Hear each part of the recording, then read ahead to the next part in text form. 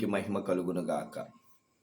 అనుదినం మన్నాను ప్రేమిస్తున్న శ్రోతలందరికీ మన సృష్టికర్త అయిన దేవుడి దీవెనలు ఆశీర్వాదములు మెండుగా కలుగునుగాక. ఆమేన్. రండి, ఈ పూట దేవుని వాక్యాన్ని ఆయన పాదముల యొద్ద నేర్చుకుందాం. రాజుల 2వ గ్రంథం 18వ అధ్యాయం 5వ వచనం. రాజుల 2వ గ్రంథం 18వ అధ్యాయం 5వ వచనం. అతడు ఇశ్రాయేలు దేవుడైన యెహోవా యందు విశ్వాసం ఉంచువాడు. అతని తర్వాత వచ్చిన యోధా రాజులలోను అతని పూర్వీకులైన రాజులలోను అతనితో సమానమైన వాడు ఒకడునూ లేడు. అతనితో సమానమైన వాడు ఒకడునూ లేడు. రాజైన హిజ్కియాను గూర్చి దేవుడు మాట్లాడుతున్నాడు, సాక్ష్యం ఇస్తున్నాడు. ఏమిటి ఈయన సాక్ష్యం అంటే, ఇంతకుముందు ఈ యోధా రాజుల్లో చాలామంది వచ్చారు, కానీ హిజ్కియా పాలించినట్లు, హిజ్కియా విశ్వాసం ఉంచినట్లు, హిజ్కియా యొక్క అనుభవాన్ని బట్టి ఎంతమంది రాజులతో పోల్చినా ఇతనితో సమానమైన వాడు ఒకడునూ లేడు. రాజులలో ఇతనితో సమానమైన వాడు ఒక్కడునూ లేడు. ఈరోజు మన అంశం ఒక్కడునూ లేడు. ఎవరైనా రాజు, ఇతని యొక్క వంటి రాజు ఒక్కడునూ లేడు. ద్వితీయోపదేశకాండం 33వ అధ్యాయం 29వ వచనము, 34వ అధ్యాయం 12వ వచనం చదివితే మన యొక్క మోషేను గురించి పరిశుద్ధాత్మ దేవుడు రాయిస్తూ, నేను 34వ అధ్యాయం 12వ వచనం చదువుతున్న ముందు, దాని విషయములలో, ఆ బాహుబలవంతుడి విషయంలోను, మోషే ఇశ్రాయేలు జనులందరి కన్నులు ఎదుట కలగజేసిన మహాభయంకరమైన కార్యముల విషయంలోను యెహోవాను ముఖాముఖిగా ఎరిగిన మోషే వంటి ఇంకొక ప్రవక్త ఇశ్రాయేల్లో ఇదివరకు పుట్టలేదు. 33:29. ఇశ్రాయేలు, నీ భాగ్యం ఎంత గొప్పది, యెహోవా రక్షించు, నిన్ను పోలిన వాడెవడు. మోషే వంటి ప్రవక్త ఒక్కడునూ లేడు. మోషే వంటి ప్రవక్త ఒక్కడునూ లేడు. హిజ్కియా వంటి రాజు ఒక్కడునూ లేడు. మోషే వంటి ప్రవక్త ఒక్కడునూ లేడు. ఇంకా మనం రూతు గ్రంథం మనం చదువుకుంటే, సమీప బంధువు ఒక్కడునూ లేడు అనే మాట మనం చదువుతాం. అలాగే ప్రేమైన దేవుని బిడ్డలారా, మొదటి రాజుల గ్రంథం 3వ అధ్యాయము 12వ వచనంలో సొలొమోను గూర్చి సాక్ష్యం ఇస్తూ, ఇదివరకే కానీ మరెన్నడూ కూడా నీ వంటి జ్ఞాని ఒక్కడునూ లేడు. ఇలాగా లూకా సువార్త 7:28లో మనం చదువుకుంటే, స్త్రీ కనిన వారిలో నీ వంటి వాడు ఒక్కడునూ లేడు, లేదా నీ వంటి గొప్పవాడు ఒక్కడునూ లేడు. ఇలాగా క్రొత్త నిబంధనలోను పాత నిబంధనలోను కొంతమంది భక్తి, నడిచిన విధానము వారిని గూర్చి సాక్ష్యం ఇస్తుంది. అబ్బాయి, నీ వంటి వాడు ఒక్కడునూ లేడు, నీతో సమానుడు లేడు, నీకంటూ తోపు లేడు, నీకంటే గొప్పోడు లేడు. మరి ఈరోజు నేటి కాలమందు సమయంలో మనం ఎలా ఉన్నాం? దేవుడు మన గూర్చి ఈ సాక్ష్యం ఇవ్వగలడా? భక్తిలో ఒకడునూ లేడు, పాటలు పాడేవాడిలో నీ వంటి వాడు సమానుడు లేడు, మరి ప్రార్థించేవాడిలో నీకంటే గొప్పవాడు లేడని, ఇలాంటి సాక్ష్యాన్ని మనం వినగలమా? ఒకసారి దేవుని వాక్యపు అర్థంలో మనం స్వకీయ పరీక్ష చేసుకోవాలి. దేవుడు ఆ రోజుల్లో పాత నిబంధన కానీ క్రొత్త నిబంధన కానీ భక్తిని, ఆత్మీయ శక్తిని కలిగిన వారు, నడిపింపు కలిగిన వారు ఒక్కడునూ లేడు అనే సాక్ష్యాలు మనం విన్నాం. కానీ ఈ దినాల్లో ఎటువంటి సాక్ష్యాలు మనం వింటున్నామో అవి కూడా కొద్ది విషయాలు గమనిద్దాం. మొట్టమొదటిగా మీకా గ్రంథాన్ని తీసి మనం చదివిన వారమైతే, మీకా గ్రంథం 7వ అధ్యాయం 2వ వచనంలో, భక్తుడు దేశములో లేకపోయెను, జనులలో యథార్థపరుడు ఒకడునూ లేడు అన్నాడు. దేశములో భక్తు లేడు, దేశంలో యథార్థవంతుడు ఒకడునూ లేడు. చూసారా ఎలాంటి సాక్ష్యం వినబడుతుందో. ఈరోజు మనం ఎందుకు భక్తి పరులుగా ఉండలేకపోతున్నాం? భక్తి శక్తినిస్తుందని 1 తిమోతి పత్రికలో రాస్తే, లేదా 2 తిమోతి పత్రికల్లో 3వ అధ్యాయంలో రాస్తే, భక్తి చేసేవారు శక్తివంతమైన భక్తి చేయాలి కానీ నామక భక్తి చేయడం ఈరోజు మనుషులకు అలవాటు అయిపోయింది.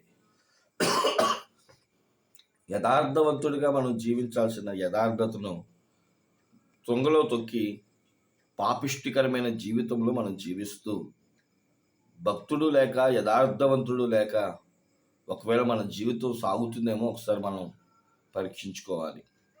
నాలో ఎందుకు భక్తి చేయలేకపోతున్నా? ఎందుకు నామక భక్తి చేయాల్సిన పరిస్థితి వచ్చింది? ఎందుకు భక్తి విషయంలో దేవుడు నన్ను మెచ్చుకోలేకపోతున్నాడు అంటే, నాలో ఉన్న యథార్థత నా భక్తిని ఆపివేస్తుంది. కారణం యథార్థవంతులు లేకపోవడమే. కాబట్టి ఈరోజైనా భక్తి చేసే ప్రతి ఒక్కరు కూడా యథార్థవంతమైన భక్తి చేస్తూ ప్రభువు మెచ్చుకునేటట్లుగా చేయాలి తప్ప, ఎదుటిటోడో పక్కింటోడో లేదా పక్కనున్న విశ్వాసం లేదా పలానావుడు నన్ను మెచ్చుకోవాలి అని చూస్తే అసలు అది భక్తే కాదని బైబిల్ చెప్తుంది. కాబట్టి ఇటువంటి సాక్ష్యం మనకొద్దు. భక్తులు దేశంలో ఉన్నారు అని ఏమండి, కీర్తన 16:2-3 వచనాల్లో దేవుడు భక్తుల కొరకు చూస్తున్నాడని, భక్తులు శ్రేష్ఠులని గొప్పవారని బైబిల్ చెప్తుంది కనుక అలాంటి భక్తి దేవుడు మనకు అనుగ్రహించను గాక. ఇక రెండోది మనం చూసిన వారమైతే కీర్తన గ్రంథం 14వ కీర్తన 1-2 వచనాలు మనం చూసిన వారమైతే, కీర్తనల గ్రంథం 14వ కీర్తన 1వ వచనం.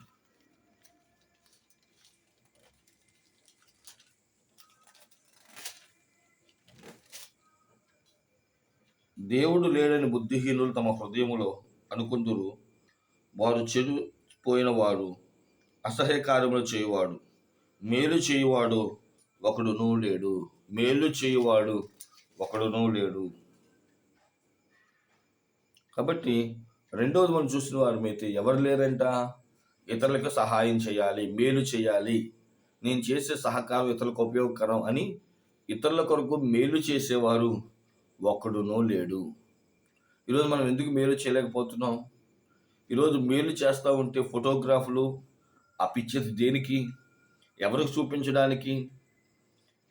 ఈ రోజుల్లో ఏది చేసినా ఎందుకు ఫొటోస్ తీస్తున్నారో తెలుసా? అది పెట్టి ప్రార్థన చేయడానికి కాదు, దాన్ని చూపించి నలుగురి దగ్గర డబ్బులు వసూలు చేయడానికి. మేము ఇలా అనాథాశ్రమం నడుపుతున్నామండి, ఇదిగో ఇంతమంది అని చూపించుకొని, ఎక్కడో యథార్థవంతులు ఏమండి అనాథాశ్రమాలు నడుపుతూ తమ కష్టార్జితాన్ని దేవుని కొరకు మనుషుల కొరకు ఖర్చు పెడుతుంటే, ఇంకొంతమంది నలుగురికి చెప్పి లేదా నలుగురికి పెట్టి 100 మందికి చూపించి డబ్బులు వసూలు చేసుకుంటున్నారు. నేను ఎవరిని విమర్శించట్లేదు కానీ బాధపడుతున్నాను. ఎందుకంటే ఈరోజు క్రైస్తవ జీవితంలో నటన ఎక్కువైపోయింది. మేలు చేయవలసిన వారు ఎప్పుడు చూసినా లాభయుక్తి కోసమే చూస్తున్నారు. ఒక కప్ప ఉందంట, ఆ కప్ప మాట్లాడుతుంది. ఒక ఆయన దగ్గరికి వెళ్ళి నన్ను ముద్దు పెట్టుకో, నేను మనిషిని అవుతాను అని చెప్పి ఆ కప్ప మనుషుల్ని బతిమలాడుకుంటానంట.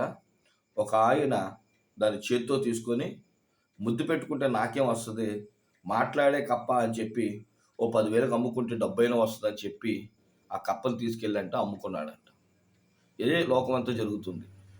ఒకడికి ముద్దు పెట్టి మేలు చేసి ఏమంటే సహాయం చేస్తే వాడు లబ్ధి పొందుతాడు అని తెలిసినప్పటికీ కూడా వాడి పేరు చెప్పుకొని ఇంకొంతమంది ఫేక్ న్యూస్లు క్రియేట్ చేసి డబ్బులు సంపాదించుకుంటున్న వారు అనేకులు లేకపోలేదు. కాబట్టి బైబిల్ చెప్తుంది, మేలు చేయువాడు ఒకడును లేడు. మూడోది మనం చూసిన వారమైతే యెషయా గ్రంథం 64వ అధ్యాయం 7వ వచనం. యెషయా గ్రంథం 64:7. నీ నామమును బట్టి మొర్ర పెట్టువాడు ఒకడును లేకపోయెను. మొర్ర పెట్టేవాడు లేకపోయెను. ఈరోజు ఎంతమంది జీవితాల్లో దేవుని సన్నిధిలో మొర్ర పెడుతున్నాం? దేవుని దగ్గర మొరపెట్టే ప్రార్థన వీళ్ళు ఎంతమంది ఉన్నారు? ఒక కుటుంబంలో ఎంతమంది ఉన్నారు? ఒక సంఘంలో ఎంతమంది ఉన్నారు? నా మట్టికి నేను ఎంతమంది ఉంటాం? ఎంతసేపు చేస్తున్నాం? ఈరోజు దేవుని సన్నిధిలో మాట్లాడి మొరపెట్టి కన్నీరు కార్చే భక్తులు దైవజనులు లేకపోవడం దుఃఖాకరం. ఒకటి, దేశంలో భక్తులు లేడు, యథార్థవంతులు లేరు. 2, మేలు చేయవాడు లేడు.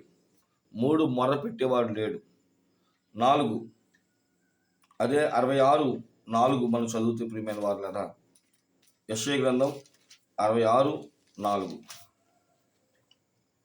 యేసు పిలిచినప్పుడు ఉత్తరమిచ్చేవాడు ఒకడునో లేకపోయెను. దేవుని స్వరాన్ని వినేవారు, దేవుని మాట వినాలని. 26:10 వినుదని నేను ఎవరికి చెప్పేదను? వినాలని వారికి మనసు లేనప్పుడు దైవజనులు ఎంత చెప్పినా సంఘాల్లోకి ఈరోజు వాక్యం వెళ్ళకపోవడం, వినాలి అనే మనసు లేకపోవడం, వినటం వల్ల విశ్వాసం కలిగిన బైబిల్ చెప్తున్నా వినే మనుషులు లేకపోవడం ఒక దుఃఖాకరం. అందులోనూ దేవుని స్వరం వినేవారు ఈరోజు బహు తక్కువ అయిపోయారు. దేవుని స్వరం వినేవాడు ఒకడునూ లేడు. ఇలా చెప్పుకుంటూ ఉంటే హెచ్కేల్ గ్రంథం 16:5 జాలిపడివాడును ఒకడునూ లేడు. ఇంకా మనం చూస్తే హోషేయ 7:7 దేవుని స్మరించేవాడు ఒకడునూ లేడు. మొదటి రాజుల గ్రంథం 8:46 పాపము చేయని వాడు ఒకడునూ లేడు. ఇర్మియా గ్రంథం 8:6 పశ్చాత్తాపడివాడు ఒకడునూ లేడు. ఈరోజు ఒకడునూ లేడు అంటూ చెప్పుకోవాల్సిన పరిస్థితికి వచ్చాం. కానీ ఆ రోజు దేవుడు ఇంత భక్తి చేసిన వారు, ఇంత రాజ్యపాలన చేసిన వాడు, ఇంత జ్ఞాని, ఇంత ప్రవక్త లేడు అని చెప్పుకునే రోజులు ఎక్కడ? అసలు లేడు నీతిమంతుడు ఒకడునూ లేడు అని చెప్పుకునే పరిస్థితి. రోమపత్రిక 3:9-10 మనం చదువుతాం. నీతిమంతుడు ఒకడునూ లేడు. ఇంచుమించు 8-9 వచ్చిన అనుభవాలు మీ ముందు పెట్టాను. ఎందుకు లేము? నేనున్నాను ప్రభు అని ఎవరిని పంపిదా అన్నప్పుడు నేనున్నానని చెప్పగలిగిన భక్తులుగా మనం ఎందుకు ఉండకూడదు? దేవుడు మెచ్చుకునేటట్లుగా ఎంత భక్తి కలిగిన వాడు ఒకడునూ లేడే అని ఆశ్చర్యంగా చెప్పవలసింది ఎందుకు దేవుడు దుఃఖంతో చెప్పాల్సిన పరిస్థితి? యేసుక్రీస్తు ప్రభువారు నీ కొరకు నా కొరకు కల్వరి శిలువలో మరణించింది ఇందుకేనా?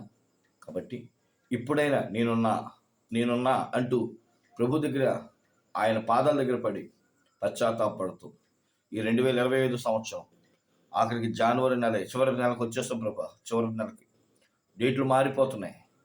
ఒకడునూ లేడని మీరు బాధపడద్దు. బండల్లో సందులో నిలబడి మొరపెట్టేవాడుగా నేనుంటా. ప్రభు దగ్గర అంగలార్చేవాడుగా నేనుంటా. మీ స్వరం వినేవాడుగా నేనుంటా. ప్రకటించేవాడుగా నేను వెళ్తా అంటూ ప్రభు కొరకు నేనున్నా అని చెప్పగలిగే అనుభవం దేవుడు మనందరికి అనుగ్రహించిన గాక. ఆమె తల వంచని ప్రార్థన చేసుకుందాం. మహాపరిశుద్ధుడా, మహోన్నతుడానికి వందనాలు. నేనున్నాను అని చెప్పగలిగి అనుభవంలో మేము ఉండులాగా సహాయం చేయండి. విన్న వాక్యం ప్రకారం జీవించే అనుభవం దయచేయమని యేసు పరిశుద్ధ నామమున వేడుకుంటున్నాం మా పరమ తండ్రి. ఆమేన్. అందరికీ మరణాత.